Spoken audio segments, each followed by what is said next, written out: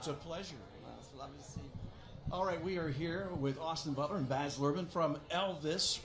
First of all, I saw it. I was blown away by your portrayal of Elvis.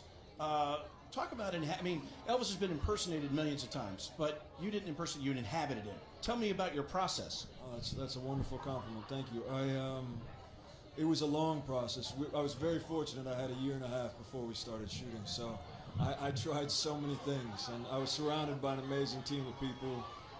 So I mean, I had a karate instructor, my movement coach, Polly Bennett, and singing coaches and vocal coaches, and then it was just a lot of experimenting and just trying to find how do you find the balance between all the intricacies of him, but at the core, his soul has to be there. And so for me, it was finding these keys into his humanity, and then from there, then it all kind of spawned.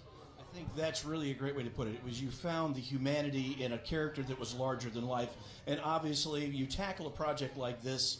I mean, what a huge undertaking. I mean, where do you wrap your head around starting to do this life story? Well, I love this idea that Shakespeare, or if you think of Amadeus, right? It's not just a biopic. It's about jealousy. It's about a larger idea. And I just thought Elvis's life is the greatest canvas on which to explore America in the 50s and the 60s and 70s. But let me tell you something, just listening to Austin. I wouldn't even begin to tackle this unless I found an Elvis, and I honestly didn't think I would. And I can tell you, I was just listening to what Austin said.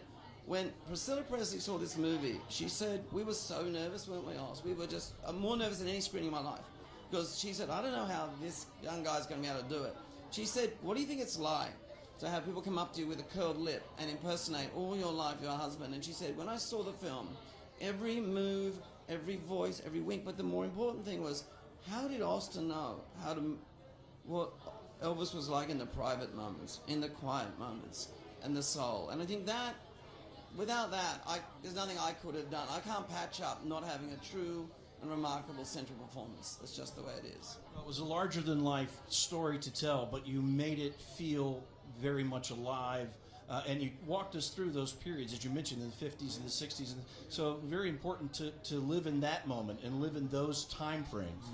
Yeah, for sure. And it's also tricky when you're shooting out of sequence, because one day we'd be in 72 and the next day in 56, and so you got to find the ways that you can click into those time periods and how his voice changed over the years. And it was just such a joy to get to explore. It really was. Well, you are both deserving of this award, and we're delighted to have you at the Palm Springs International Film Festival. Congratulations on an incredible piece of work. Thank you so much. Thank you. It's great to be here.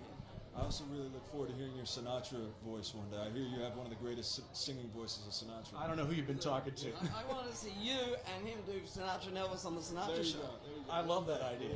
You have to sing Love Me Tender, Love Me Still. I don't have the moves like Elvis or Frank, but Together, you know that. Nice to see you. Great to see you.